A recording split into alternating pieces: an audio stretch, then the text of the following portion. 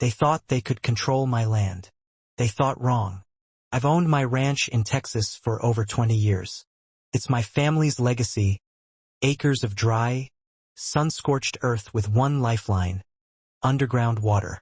So when the drought got worse last year, I applied for a permit to dig a deeper well on my own property. Simple, right? Wrong. Enter the local HOA, a group of power-hungry, clipboard-wielding city transplants who bought adjacent land and set up shop like they owned the whole valley.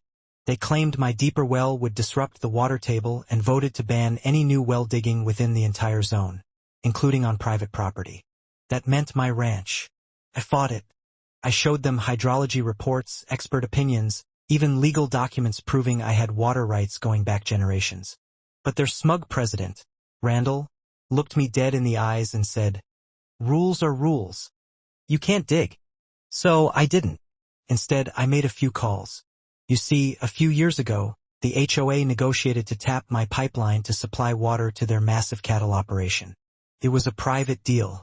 I let them use it until now. With a quick turn of a valve inside a dusty old shed on the far end of my ranch, I shut it off. All of it. No warning. No explanation. Within 36 hours, 1,500 head of cattle were dry. Panic set in. They couldn't get enough water trucked in fast enough. I started getting phone calls. Then threats. Then begging. Randall showed up at my gate, sweating and red-faced. "You can't do this. You're putting animals at risk."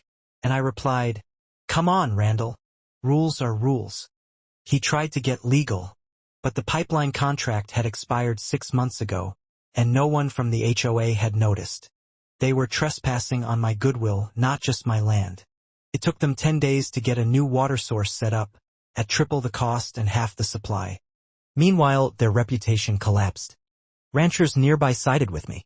Some even pulled out of the HOA altogether. The best part? Once their cattle nearly died from thirst, the same board held an emergency vote and reversed the well-digging ban.